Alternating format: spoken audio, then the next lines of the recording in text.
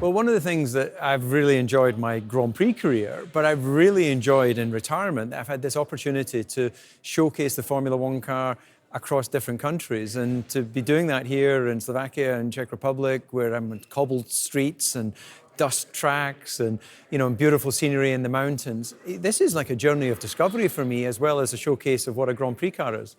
The great thing about making this film, it's real. When the aircraft is a few meters above the car on the airfield, that is real. That is the skill of Martin. It's a professional at the top of his game. I really want this to be as epic as it looks on the script. I've seen some of the rushes to see just how amazing, and I don't think I'm giving away anything in this by saying having an aircraft a couple of meters above you actually flying is something really, really special, and it's a once-in-a-lifetime opportunity. So it brings together the best of everything that Red Bull has in a very creative way, where I get to enjoy the journey and kind of be one of the stars of the show. One thing is just to fly that low, that close to the car. Other thing, very important thing is timing in the whole thing, because the length of the runway here at Poprad, it's very limited.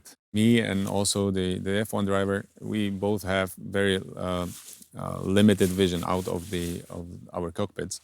For me to fly in such a low level inverted flight, I need to more or less look to the front to be able to control the height of the airplane, and also the driver has to look to the front, and he even cannot move his head because of all the neck protections and so on.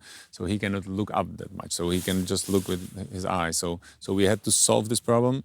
The driver will have a mirror in front of him where he can see me looking to the front, and still he can see me in the mirror, and he can match the correct position. I love the idea of flying such a formation, and I'm big fan of Formula One.